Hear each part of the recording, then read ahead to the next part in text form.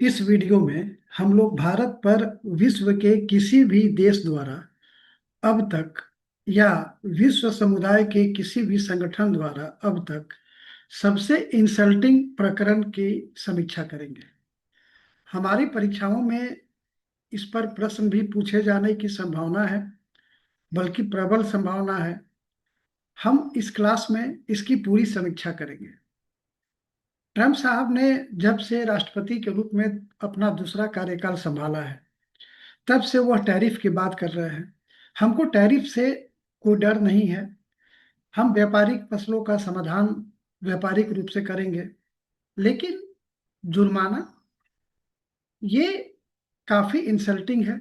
और जुर्माना किस बात का? इस प्रकरण पर बात शुरू करते हैं शुरू से, जिससे आप इस विषय पर अपनी परीक्षाओं में लिख सकें एक अच्छी क्वालिटी के साथ। बात यहाँ पर यह है कि अ, अगर हम लिबरेशन डे वाली बात को छोड़ दें, जब लिबरेशन डे यानी 2 अप्रैल को ट्रम्प साहब ने 26% का जो रेसिप्रोकल टैरिफ है वो भारत पर लगाया था, वो बात आई गई हो गई। एक दो बार उसका डेट बढ़ा, फिर अब 30 जुलाई को वो 9 अगस्त से शुरू होने वाला था, लेकिन वो बात खत्म हो गई। 30 जुलाई को ट्रम्प साहब ने अब एक नई बात कही कि वह भारत पर 25% का रेसिप्रोकल टैरिफ लगाएंगे।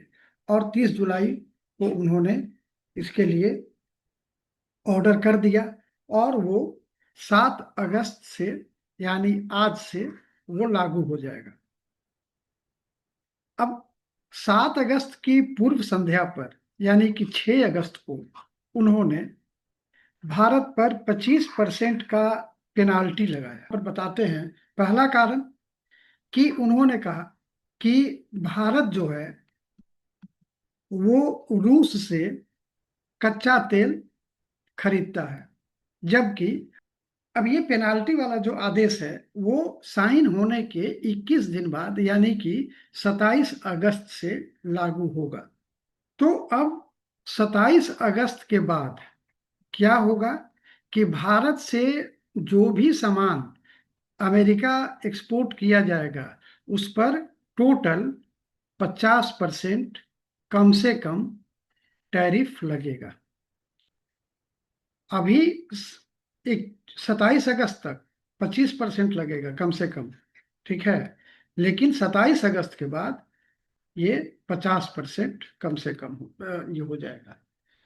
पूरे विश्व में जो सबसे अधिक टैरिफ लगाया गया है ट्रम्प साहब द्वारा, तो ब्राजील और इंडिया पर 50-50% का इन्होंने टैरिफ लगाया है। और आपको पता है कि दोनों ही जो है ब्रिक्स के मेंबर हैं।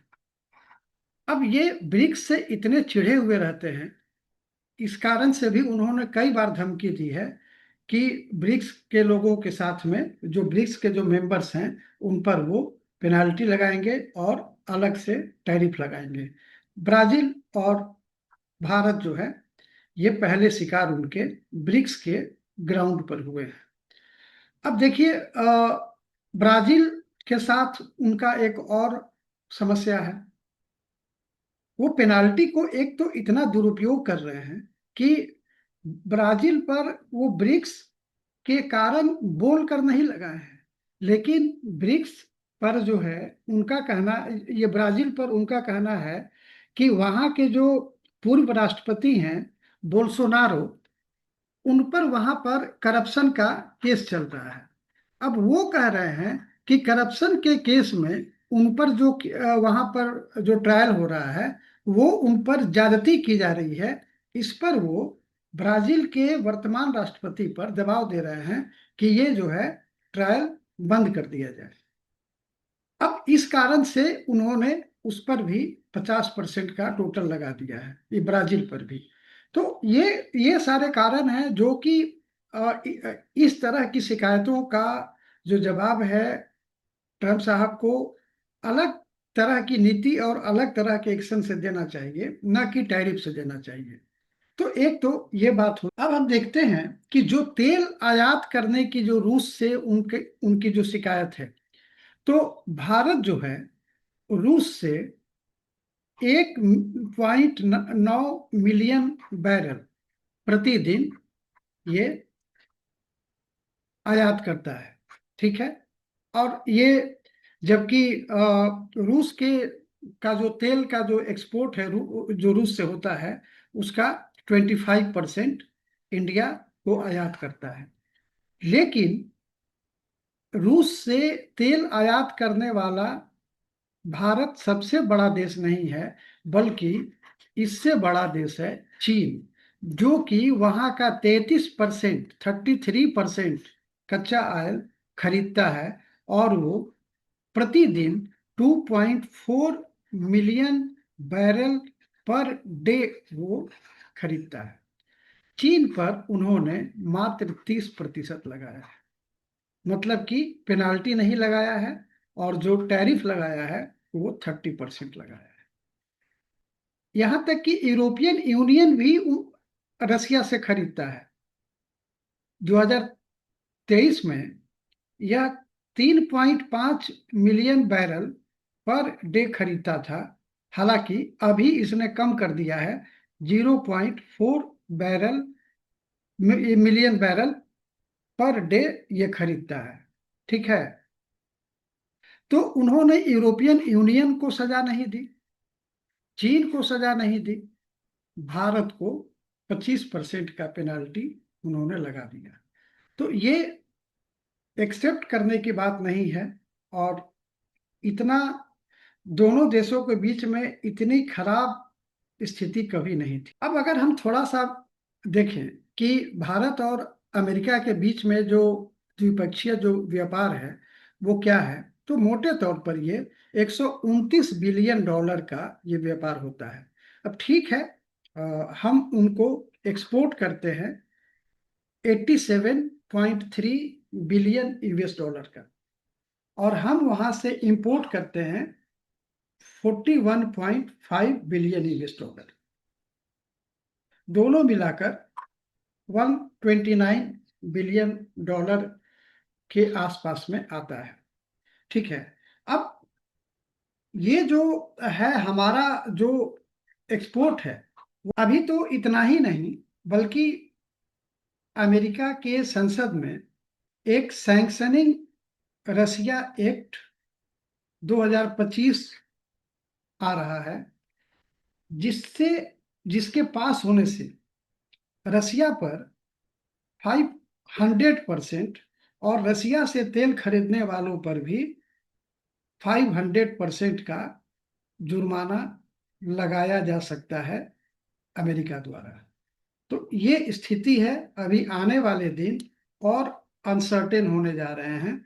हालांकि उन्होंने कल जो साइन किया है एग्जीक्यूटिव ऑर्डर, उसमें उन्होंने खुद कहा है कि अब अगर कोई डिसीजन इंडिया लेता है या स्थिति बदलती है तो इस आदेश में चेंज भी हो सकता है। वो जब से संभाले हैं अपना पद दूसरी बार के लिए, तब से वो आदेश तो दे देते हैं और उस पर एक संशय भी खड़ा कर देते हैं, और फिर वो नेगोशिएशन ये करना शुरू कर देते हैं, और नेगोशिएटिंग टेबल पर वो फिर तरह तरह का की शर्तें रखते हैं।